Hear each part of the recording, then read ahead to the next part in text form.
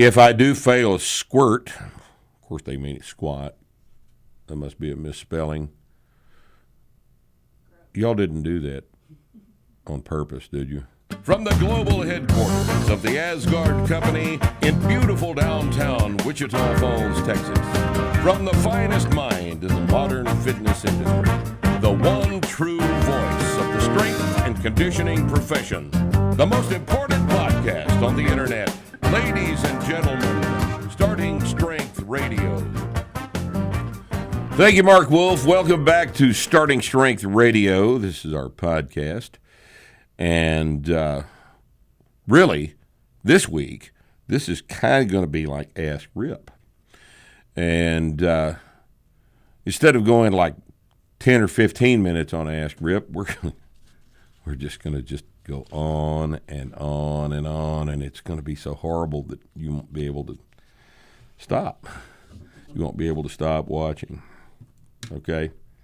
So right up front, Ask Rip is your questions. Okay? And what we do is we take those questions on Instagram, on Facebook, on do we take them on Twitter or not? These questions are from Speak Up. These questions here are from Speak Up. Are we going to continue to take them on Speak Up? Yeah. All right, so what's the Speak Up channel going to be? It's on your Q&A. It's on my Q&A. All right, look on my Q&A, and the address for Speak Up will be present. You can turn in your questions there. Now, does that mean we're not going to pay any attention to Facebook? Nope. No more pay attention. Instagram? Sorry, guys. Fuck those people. Not going to do it. They got got to come to the website, look up the Speak Up link and Speakeasy link, the Speak Up link, and go to there to submit questions. All right. And the reason we're doing this is because, what's that boy's name? Zuckerberg. Yeah. I'm tired of him. I really, They can also since when does a 22-year-old kid get to be a trillionaire? That's not right. Just because he's clever once. When DARPA helps him out. When DARPA helps him out, he gets to be a trillionaire. Yeah, isn't it interesting that DARPA has admitted that a 22-year-old kid is smarter at this kind of data mining than they are. DARPA's some bright guys, too, I mean, these guys, DARPA designed the Y-12 back in the 60s. I mean, now that was a hell of an airplane, the immediate predecessor to the SR-71. They designed that with 1960s technology. I guess they had some computers that were the size of semi-tractor trailer trucks and read cards and stuff, UFOs. Right? And do what now? UFOs? UFOs didn't participate in the design of the SR-71, as far as we know.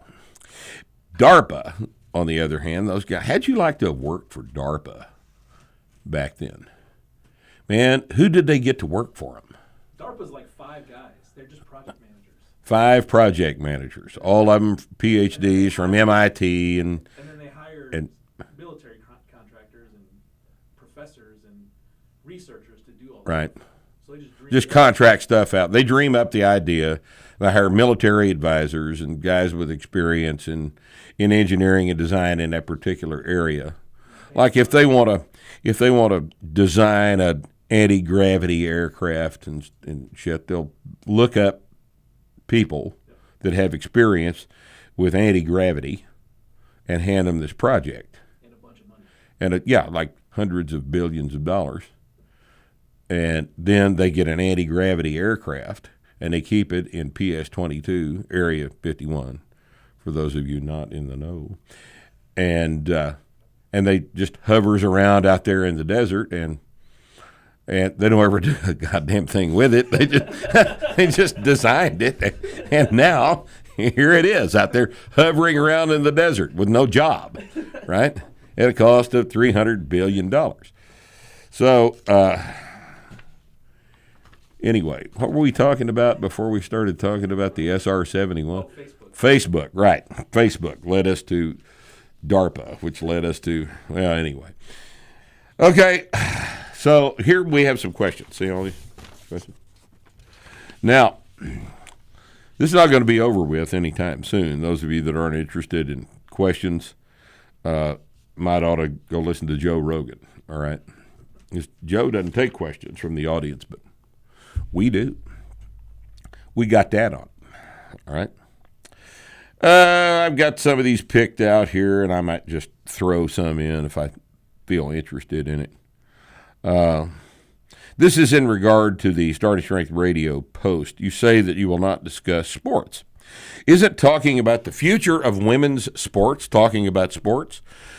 And appreciate your efforts and the education I get from all of the SS information. Thank you, Rip. That, of course, was thrown in there just to mitigate the hatred, from his supposed discovery of this horrible contradiction. All right, let me tell you what discussing sports is about. Have you ever listened to sports radio? Right? The game was Sunday afternoon. And these idiots, Thursday, are still talking about what happened in the game on Sunday. Now, that's talking about sports. And I'm sorry, I lack the attention span. I don't want to see the game on Sunday. Now, let me clarify my position on this. I don't actively dislike sports. I just actively dislike watching sports and talking about sports. I understand enough about sports to be able to get people ready to play the damn things, but I don't care what happened Sunday afternoon.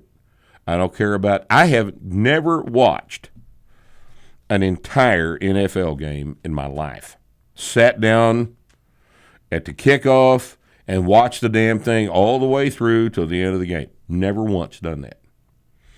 Haven't watched an entire baseball game once in my life. Don't care about baseball. Baseball's boring. And those of you that are intellectual baseball fans are going to disagree with me on that. That's fine. I mean, baseball players got to eat. They don't need to eat as well as they do, but they need to eat. So if you want to watch baseball, watch basketball. I don't care. Watch any of that shit. I don't care about it. It's one of the things I don't care about. I care about strength and conditioning. I don't really ever want to see another powerlifting meet the rest of my life either. Is there anything on earth more boring than watching 4 hours of bench presses? Anything. It's like watching paint dry, The only difference is every once in a while somebody gets killed on the bench press. But that doesn't happen often enough to make it interesting. So I don't want to watch another powerlifting meet. I just don't care enough about it. I've announced hundreds of the damn things, and they're old. I'm tired of it. So I'm not interested in even that sport. I like to watch Olympic weightlifting. That's interesting. But, and for those of you that keep asking Olympic weightlifting questions, I got about 4 of them in here, about what we think about Olympic weightlifting, about what I would do to train somebody with starting strength in Olympic weightlifting and first one thing or another. Look, I'm not going to talk about that because there are only about 3,000 people in the United States, in the entirety of the United States, that compete as Olympic weightlifters. Of those 3,000 people, there are none of them who are even remotely interested in my opinion about Olympic weightlifting, so we're just not going to talk about it. It's just pointless. So quit asking those, all right, when you go to Speakeasy to post your – Speak up. Yeah, I know. I was being funny, Bree. So it's just the way I am. I'm funny even when I'm not funny.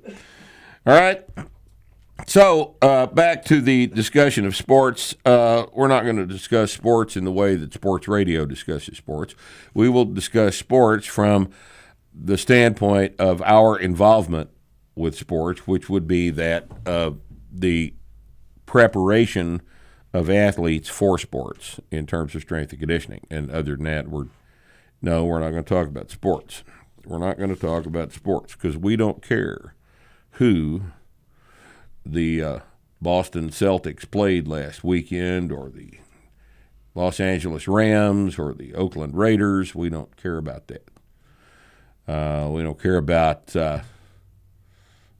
we don't even know who the Phoenix Suns are. Does Phoenix have a baseball, a softball? I mean, a Hockey. It's got a hockey team? They have a football team now? They don't? I don't know either. Do you know? The Phoenix Diamondbacks. The goddamn Topeka Braves. The Peoria Pirates. The Oklahoma City Jazzercisers or whatever. You people in Oklahoma, if Texas secedes, and we will eventually, we'll take you with us if you're nice. All right, we might even take Louisiana with us too. They're all basically friends. They need to fix their roads first. Who? Louisiana? No. Fix their roads? Oklahoma? They're not going to fix the roads up there. I don't want them to. They don't know what. They don't know there's anything wrong with them.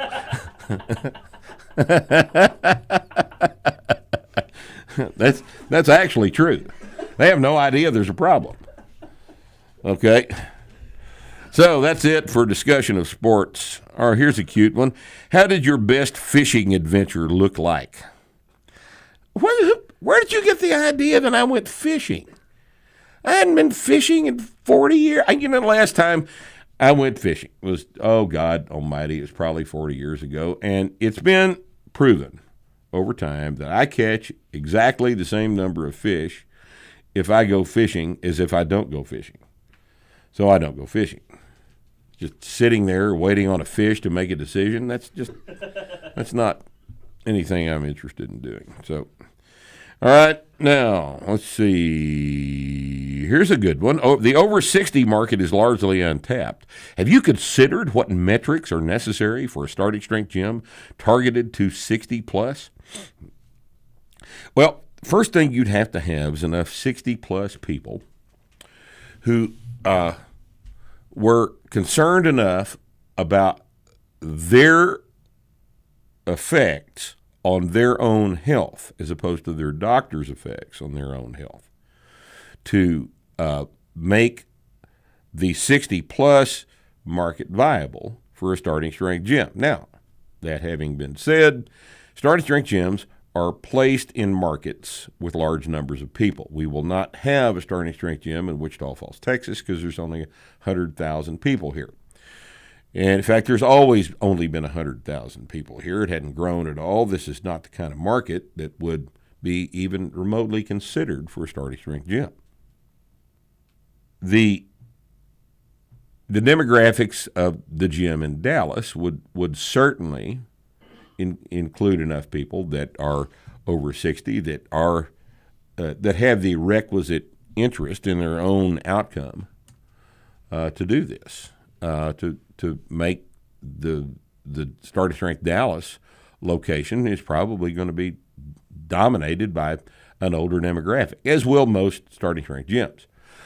60 plus specifically is not really probably where the vast majority of the membership is going to be.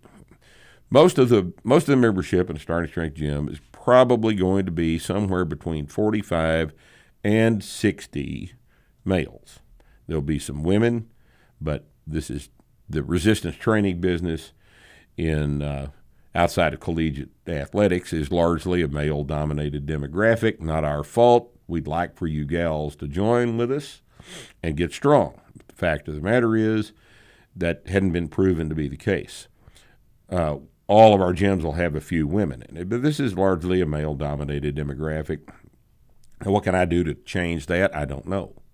We don't actively prevent people from coming to our seminars that are women. We also don't actively prohibit people from coming to our seminars that are over the age of 60.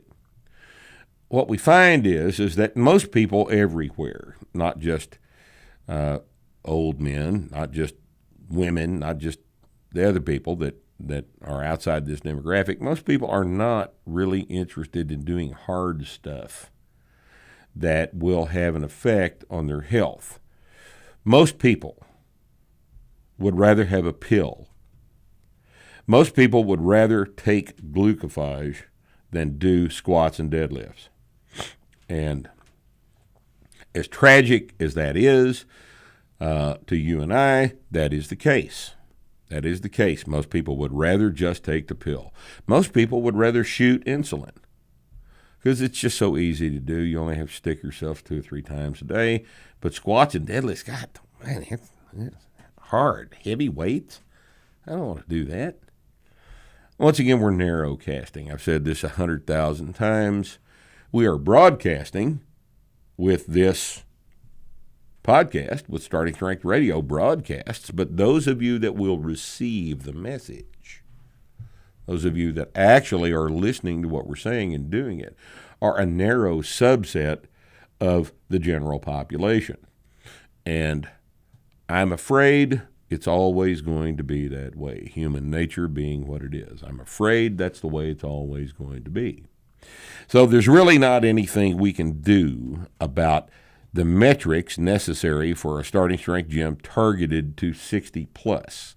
I don't really know what you mean by metrics, except to say that every starting strength gym will be placed in a market with a significant 60 plus population, just in terms of the concentration of 60 plus in any market that's big enough to hold a starting strength gym. We're going to be there. It's up to you to get them in. We can't make them come in. Now, we've got a book. The Barbell Prescription is specifically designed to tell people why that particular demographic needs to lift weights. Dr. Sullivan, Andy Baker did a masterful job of writing this very, very important book. But if you can't get them to buy that book, you're certainly not going to get them to come in the gym. Okay?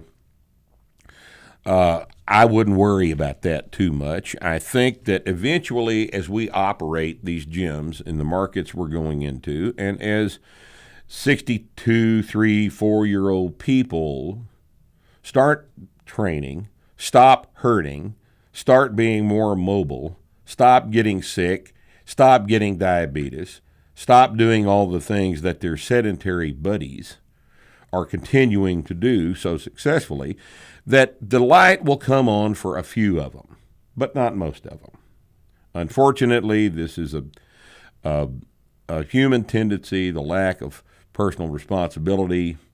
I mean, that's why socialism is so popular, you know. Lack of personal responsibility is a hallmark of most of the human race. I'm sorry, that's just the way it is. We can't do anything about that. So we're just making an opportunity for people that don't feel that way. And this is going to be a great opportunity. And I think possibly over time, the attitude may begin to change once they see that what happens when you get stronger carries over into every aspect of your life. Your health, your brain, everything about it, psychologically, physically, is a net positive. But to some people, to most people, the need to get under something that's heavy and unpleasant for 30 seconds outweighs their desire for another 10 years of healthy existence on the planet. I don't know why that is, but that's nonetheless, that's the truth. Okay, let's see. Okay, failing a lift. Here's somebody that wants to know about failing a lift. I'm currently working through a novice linear progression and reading starting strength. I usually lift solo as I have not found a consistent workout partner. If I do fail a squirt, of course they mean squat. That must be a misspelling. Y'all didn't do that on purpose, did you? Because that is kind of gross. And copy and paste. What's the safest way to bail out without a spotter? Well, you set the squat down on the pins inside the rack you're squatting in. That's what the rack is for.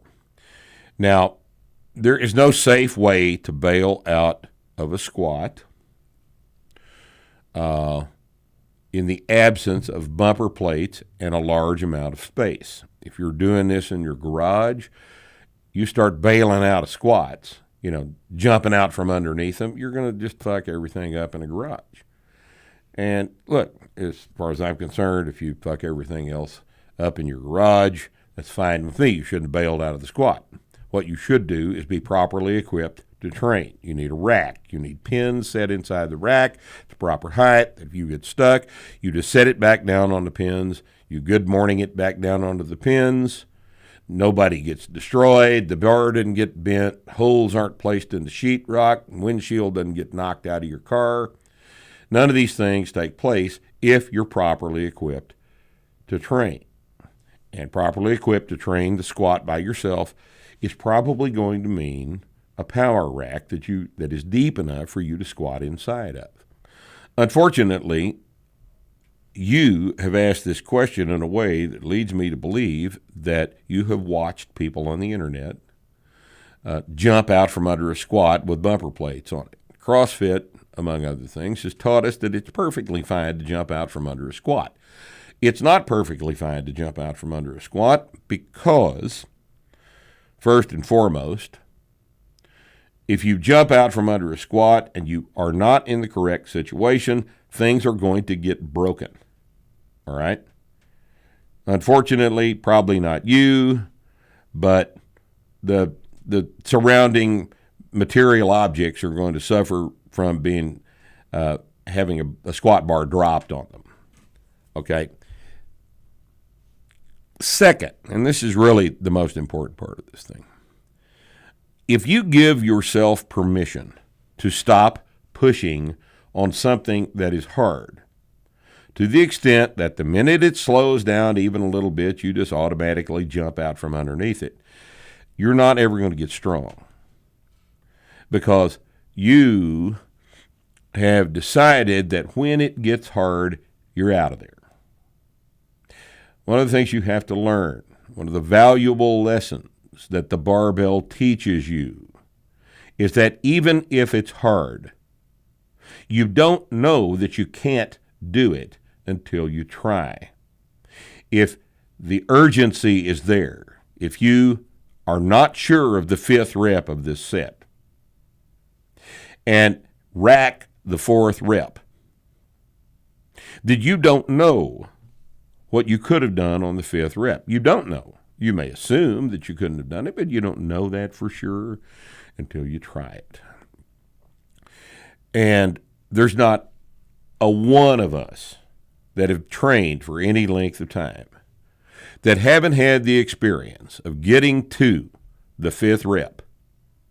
It's time to ride the 5th rep down and come back up. And you say to yourself, you know, that 4th rep really felt like shit. I don't know if I can do this. But the workout says 5 reps of the 3rd set of 5. It says 5 reps. This is the 5th rep, and I'm going to do it. I'm at least going to try it. And have taken this rep down, not knowing whether or not you can come back up with it. And taking it down and hit the bottom and driven back up, and it was slow and it was hard and it was unpleasant. You didn't like it, but you did it anyway. You were successful, having not known that you would be successful, doubting that you could do it, and proving to yourself by having the balls to do the rep that you could in fact do things that you didn't know for sure you couldn't do. This is one of the most powerful lessons of barbell training, that your limits are not where you think they are. And until you make up your mind that you're not going to bail out of the squat, then you're not going to learn this. And this is one of the main reasons you ought to be here, okay? So that stupid question actually turned out to actually be a pretty good one, okay? I think I'm through with that page. All right, now, this is a good question, my recipe of the week. All right, I'm going to tell you guys how to make a Vesper martini. We may just make a video of this. That'd be a good video, wouldn't it? A Vesper martini. Now, the Vesper martini comes from Ian Fleming's novel, Casino Royale. It was featured prominently in the very, very good movie, Casino Royale, of the Daniel Craig series of James Bond movies. I watched that movie 7 or 8 times. I just love it. Watch it over and over and over. Quality film, excellent. Never get tired of the damn thing. Just so cool. And a Vesper martini he just invents at the poker table. And and that is actually what happened in the book, too. James Bond just jerks this recipe out of his ass, and it's just absolutely fabulous. So in the book, the recipe is, wait, let's do this. 1 part vodka, 2 parts Gordon's, half part Quina Lillet with a twist of lemon. And waiter looks at him and says, approvingly, takes it back to the bar, right? And his later remark is, as he tastes it the first time, he says, that's not half bad. So my Vesper martini follows the same kind of thing, right? You have something to say? I do. I've got the. All right, let me re-enter. Oh, Nick has a comment. From Casino Royale. Casino Royale. 3 measures of Gordon's. 3 measures of Gordon's. 1 of vodka. Half of Quina Lillet. Half part. So I was short on the gin, right? Shake it very well until it's ice cold. Then add Shaken with ice cold, shaken very well. It's ice cold. Pour it in a thin slice of lemon. large, thin slice of lemon. Put it in the glass. Just the top part of the zest, not all the way down to the white. If you can do it, you have to learn how to use your knife. You just want the zest, so don't put a lot of white on the lemon peel. Now, the way I do it is a little bit different, and it ends up not being quite as cold this way, but it's going to warm up anyway. And I probably ought to start using a chilled glass for this, just to get the cold effect. What I do is I will take the zest first. I'll zest the lemon.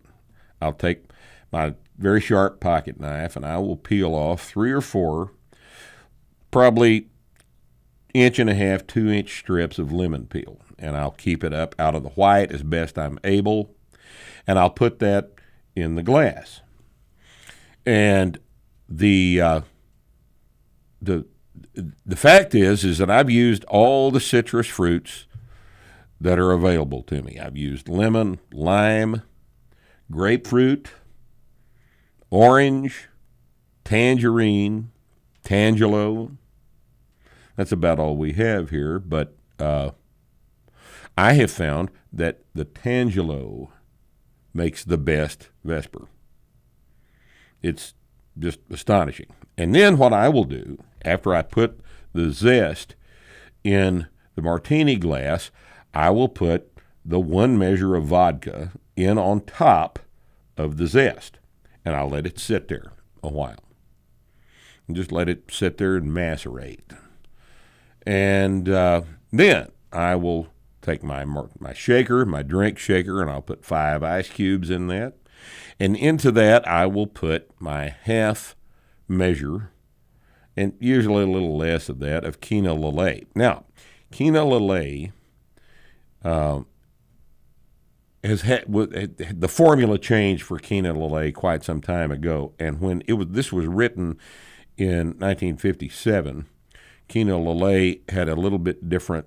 The actual label Quina Lillet had a little bit different flavor than it does now, and according to the experts, a product called Cochi Americano is the modern equivalent of the Quina Lillet that Ian Fleming used in that first recipe.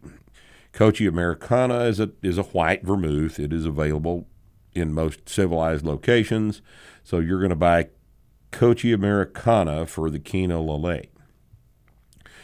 And I usually will use probably a half, maybe a third of an ounce of that, because I don't like the drink that sweet. But the Cochi Americana's got a bitter finish to it, as all vermouths do.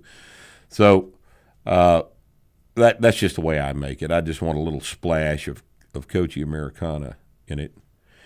And then I'll put my 3 ounces of a London dry gin. Now, I've experimented with lots and lots of different types of gins. Beefeater is fine. Beefeater has recently started making a botanical gin that comes in a red glass bottle. And that's very good. Botanical gins are excellent in a Vesper as well. But if you want to stick with the original recipe, Gordon's or Beefeater or some other London dry gin works just fine. I have never tried Tanqueray. I'm not interested in Tanqueray for some reason. But if you want to use Beefeater, plain white glass Beefeater, that works just fine. The best gin I have ever found for this is Leopold Brothers Summer Gin. I don't know if it's made right now. I think it was last year's product, but it was a beautiful thing. It had some blood orange in it. My God, if you find it, buy it. And if you don't like it, I'll buy it from you. Leopold Brothers is a distillery up in Denver. They do excellent stuff. That's a great place if you see Leopold Brothers, if you see their regular dry gin, buy that. It's excellent stuff. But the summer gin is by far my favorite for one of these martinis. And I'll put that in on top of the ice along with the Quina Lillet. Now, here's a little thing I've been doing. I add 6 drops of absinthe. And don't put any more in it than that. 6 drops, you will not taste the anise. It just gives it a little brightness and sweetness that I really like. It's a subtle touch. You don't have to do it if you don't have any absinthe. But 6 drops, 5 drops, but not 10 drops. You don't want the anise flavor. You just want the brightness that the absinthe brings to the drink. And then what I will do is I will swirl in my drink shaker. I don't stir it. I don't see how this alters the chemistry very much. I don't shake because I don't have a glass top for my drink shaker. I just swirl it around, and I'll swirl it for quite a while. Because remember, I'm letting the zest macerate in the vodka.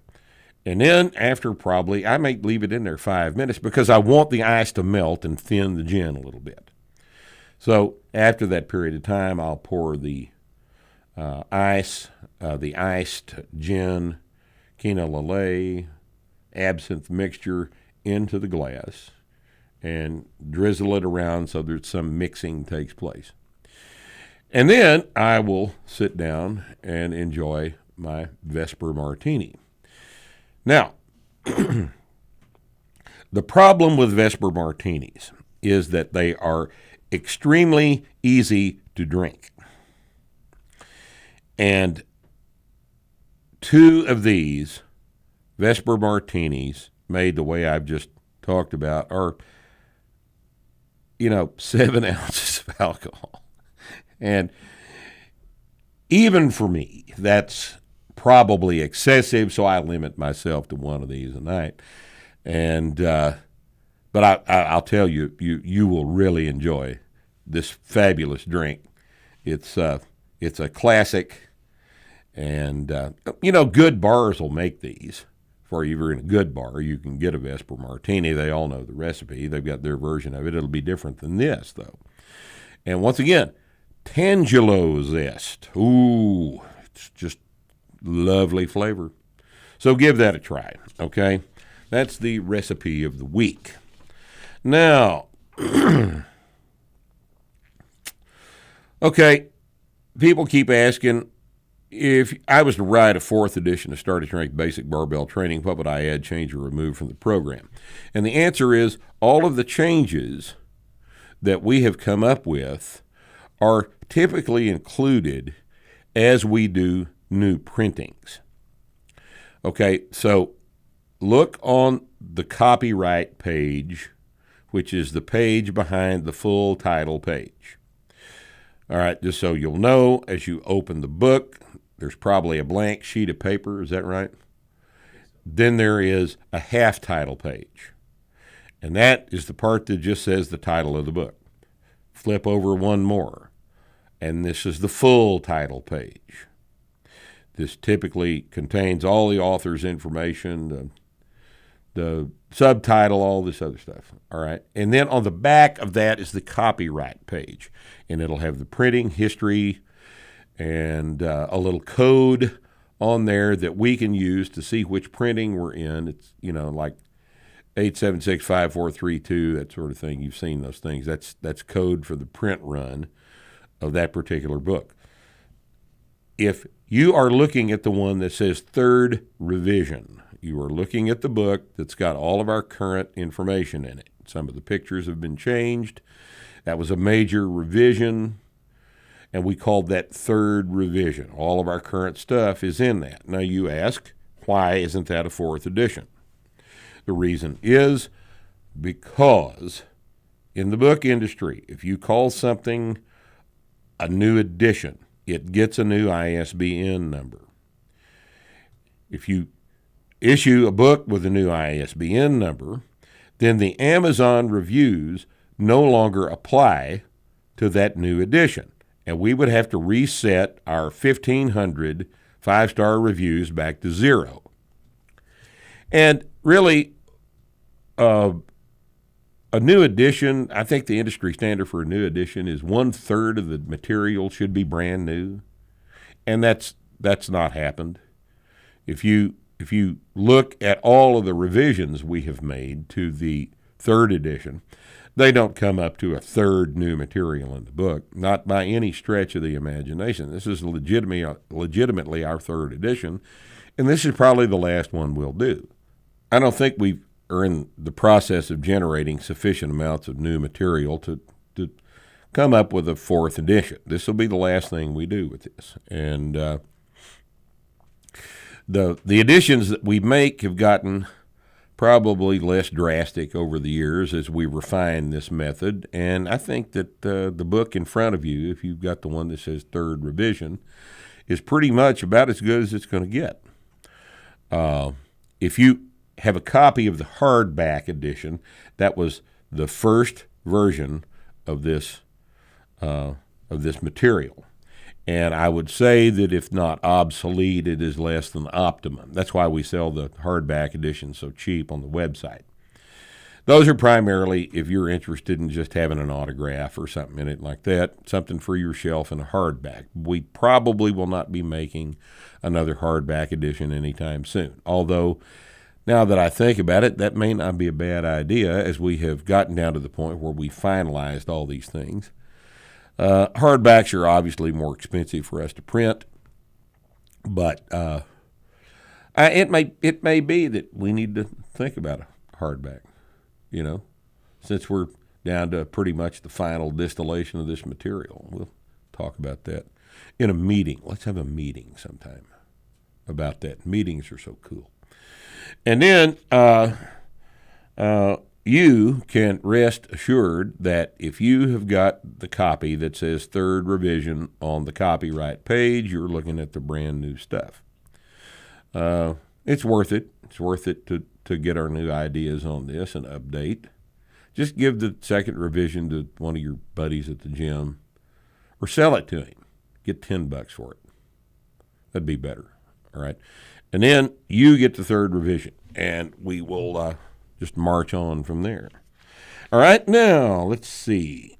Why is there only one starting strength coach in Canada? Well, the obvious answer is because only one person in Canada cared enough about the starting strength credential to obtain it. We can't control that. We don't control Canada. There's an argument to be made for the invasion of Canada and the annexation of Canada. We've discussed that here in the office several times. Logistical situation is a problem. I mean, what do you do with the Northwest Territories? I don't know. I don't know if it'd be worth it, but 90% of you people in Canada live within, 100 miles of the U.S. border anyway. We just annex that part. I don't think the U.S. military would have any problems with you guys. They probably And- all want to just come over anyway. They've all been here, but nobody from Canada has decided to obtain the expertise necessary to pass this evaluation, except for our friend Craig Bears up in Vancouver. He's the only one that cares enough. Go to him. Do business with Craig. He's a good coach, and he's our man in Canada until we decide to annex Canada, and then we can require that hundreds of you take the course, require that hundreds of you study for it, and we still probably only get 5 or 6 of you to pass because you people are not highly motivated. I mean, that's been my experience. So anyway, there's that. Now, what else? What character traits should be prioritized and cultivated to be successful in life and business? That's actually not that hard a question. What you should be if you're going to be successful in life and business is an asshole. You should be an asshole. Now, who's an asshole? Okay, let's think about this. I'm an asshole. My buddy David Kirkham, he's an asshole. Prominent business people are assholes. And an asshole is someone that you think is an asshole, right? I don't think I'm an asshole. I just think I'm, good at a few things, and I've, made up my mind and have some opinions about some things that nobody can change my mind on. I have the ability, though, to have my mind change when it's necessary, when confronted with facts to the contrary that I currently have analyzed into an explanation. Sometimes my explanations are wrong. Sometimes additional facts bear up the fact that I need to change my mind. So to the extent that an asshole won't change his mind, I'm not really an asshole. I am, however, assertive. I'm loud. I'm aggressive. I am fairly intelligent. I'm not the brightest guy in the world. I'm fairly intelligent. I'm pretty well informed about things. I can make a case for my positions on things. And as a result, other people think I'm an asshole. Now, if you're going to be successful in business and in life, what must you be? Well, you don't have to be particularly intelligent, but it helps. Okay? You do need to read a lot. You do need to analyze the things that have a bearing on your life and on your business. You need to see what works and what doesn't work. And as a result of that, you need to become well informed about it. People look at you being well informed and themselves being less well informed will probably disagree with what you know to be true. That's okay. They're wrong. You're right. You're an asshole. You can deal with being an asshole. You can deal with being called an asshole. I don't care if people think I'm an asshole. I don't care. I don't care what people think about me. People's opinion about me is not relevant to my success in life or in business. To the extent that I'm not sweet and kind and loving, that may turn some people off about coming to our seminar, but I'm not concerned about people that are that sensitive. They won't be effective coaches anyway. When we have people come to a seminar, we want them there because they want what we can teach them, because they're going to use that information either for their own training or in their coaching business. And if I'm a little bit of an asshole, if I'm a gigantic asshole, it doesn't make any difference as long as I'm right, as long as I'm able to help these people that come to the seminar improve their ability to train and to coach. So if I'm an asshole, that's fine. So that can be applied to any endeavor, anyone's life and anyone's endeavor. Be certain, learn, be right, constantly review whether you're right or not if necessary, change, but don't half-ass your way through life. The fact is that if you are not half-assing your way through life, people will regard you as an asshole. And I'm of the opinion that if you're not regarded as an asshole, you're probably fucking up. Okay? Let's see. Got one more here. Any hope of being a starting strength coach if my power clean sucks? Well, let me explain something. All right? A starting strength coach knows how to coach lifts.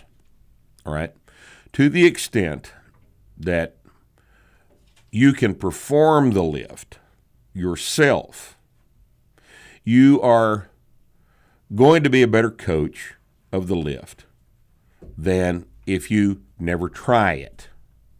Because personal experience with the lifts that you're trying to coach is absolutely essential. It's absolutely essential for you helping figure out the problems that the person you're trying to coach is experiencing during the process of learning these movements. And this is very, very well explained by Steph in her video that's called The Coaching Eye. Now, anytime Steph puts a video up on the website, okay, you need to watch it. When she does things like this, she has better ideas 40 times a day than I've ever had. And when we get her to do a video on a topic that she's interested in, you need to watch it.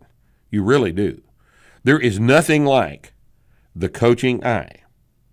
Anywhere in the literature, there's nobody that addresses this aspect of pedagogy that she does with the clarity that this video provides. You need to watch this.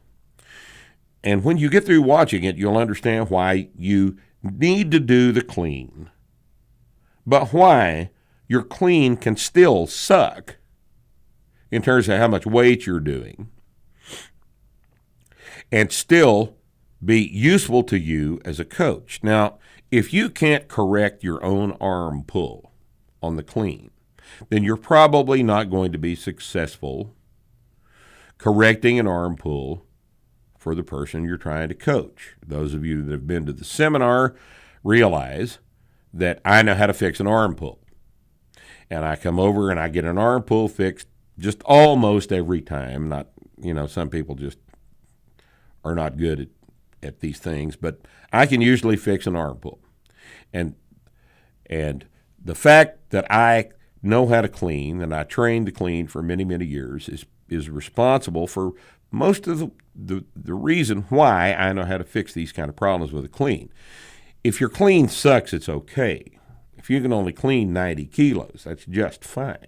But you have to clean, okay? If you're going to coach the clean, you have to do the clean. Now, let's say you're coming into starting strength coaching at the age of 60, and you are in a position where you've had injuries and you can't do explosive movements like the clean before. I would say that if you study the clean long enough and you're around people that are cleaning and you understand the clean theoretically enough to be able to explain it to somebody, and over time do enough coaching of the clean, you probably can get away with being an effective coach of the clean without actually having done it. But not usually.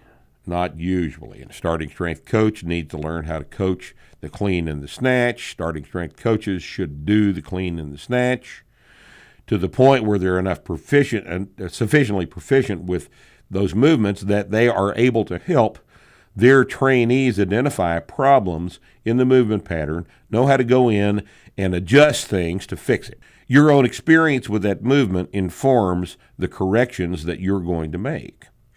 And that's why you need to watch Steph's video called The Coaching Eye. So, yeah, you could be a starting strength coach without, if your power clean sucks, absolutely you can. We don't look for championship lifting proficiency in any of these exercises, but it's been our experience that if you don't do the exercise yourself, you can't coach it effectively. And there's no reason to be afraid of the clean. If you're over 60, try it. It may be that your anthropometry is not sufficient to where you can effectively clean. Most people can snatch if they can't clean because of forearm length or this sort of thing. But you don't know you can't clean until you try the clean. I think you ought to clean. And then if it hurts you, if it jams up elbows and shoulders and hamstrings and knees and things like this, then don't do it heavy. But you need to do some cleans. You need to be able to experience the problems that you're trying to solve for the people you're coaching. This is just good advice all throughout a coaching career. If you want to be a coach, you got to do all this stuff. You don't have to do it well. You don't have to be very strong, but you have to do it and learn from your mistakes and learn how those mistakes apply to the people you're trying to coach. And I think that's obvious, but by all means, go to the website, startingstrength.com, and look up Steph Bradford's video, The Coaching Eye. And then, and those of you that are in ex-phys class, point that out to your professor and show him that he's not that bright and that Steph is. Okay? Well, I think that's probably enough of this shit for this week. Thank you for joining us on Starting Strength Radio. We will see you next time. If you've got any questions you'd like answered on the next installment of when we do questions, kind of the quasi-ask Rip, send them in. That location is available on our website. Speak up and put them in there. See you next time.